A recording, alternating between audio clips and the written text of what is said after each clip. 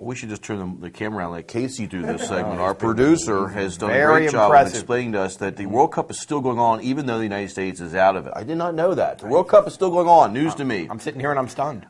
It's not been a good year, I don't think, for the U.S. This has got to be considered a disappointing year when you lose in the same round as 4 years ago.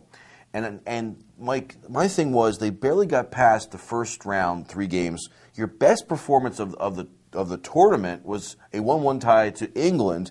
Algeria, not a great team. You win 1-0 on a late goal.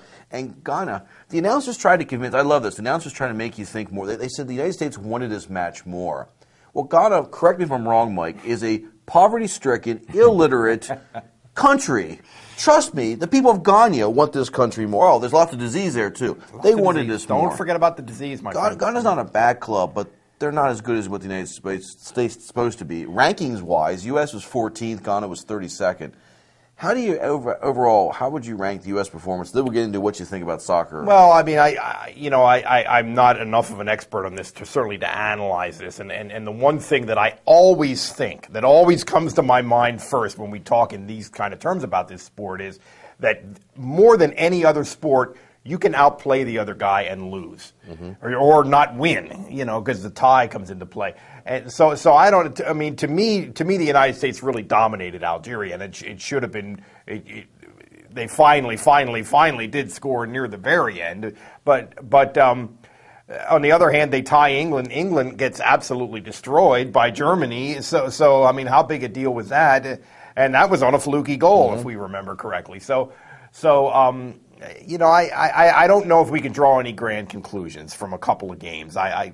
But certainly, what if they had played Brazil? What if they had to play, Spain or some of these really powerhouse teams? So obviously, we're not elite in soccer. I would wish they would have played Brazil or Spain because it would have ended the suffering for me a little bit sooner. Just get it over with. Let's just kill it. Well, maybe not. Maybe Brazil would have outplayed them and not won. Because maybe that's so. Soccer. I mean, we'd say how great the U.S. did. There you go. The other day, Japan had to go to a shootout already, and it comes down to where they're kicking at the goal. So all that action before doesn't matter.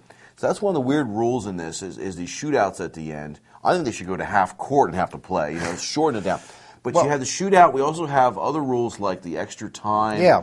There are some rules, and you and I talked about this before we started shooting this, Mike. The rules of the sport don't help this sport to grow in the U.S., I don't think. It's not only the rules of sport, it's kind of the culture of the sport. And I think we've kind of, the other week when we talked about this on the show, I think we kind of bent over backwards to acknowledge that we don't get this culture. We're not part of this culture. There's parts of this that we don't understand.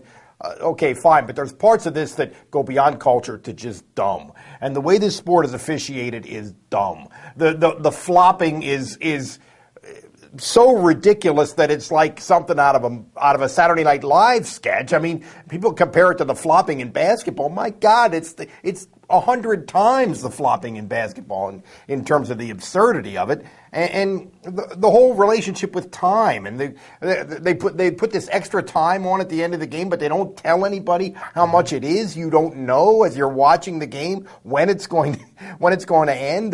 The players don't know when it's going to end. I mean, the idea that you go into overtime, a team scores a goal to take the lead, but we're still going to play 2 15-minute overtimes, which increases the possibility that the other team's going to score and take us to this fluky penalty kick thing, free kick thing, which is no way to decide. Certainly, no way to decide the World Cup. There's a lot of things about this that are about culture that we don't get in America, but there are some things about this that are just dumb, just stupid.